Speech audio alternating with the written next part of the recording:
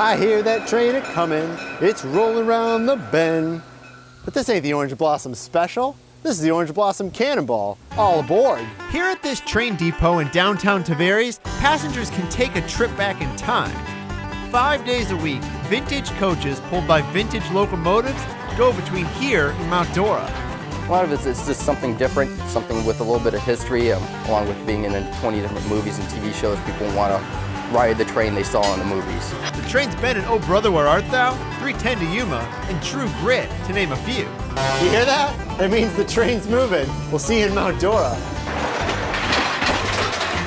There's actually 2 locomotives that go between the 2 cities. I rode the Lake Dora Limited. The Orange Blossom Cannonball, a steam locomotive built in 1907, runs on Saturdays. I got my first train when I was 7 months old. My dad bought it. It was a model train. And Morley's been interested in railroads and trains ever since.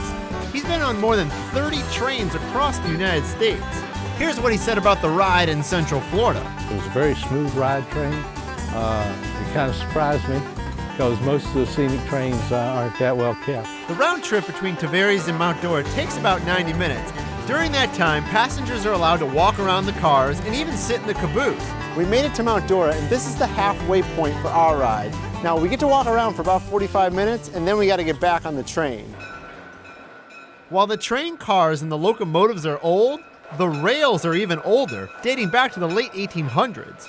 But the last regular passenger service was about probably 1960, and then they discontinued the passenger trains through this area.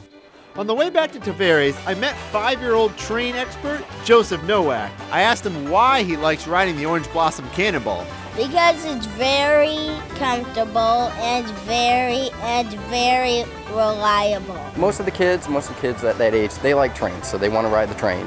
And then once their trip is done, most of them don't want to get off the train. I understand completely. Well, we made it back to the station, and the good news is, no train robbers. The bad news? Next time I'm driving. For Orlando My Way, I'm John Busdecker.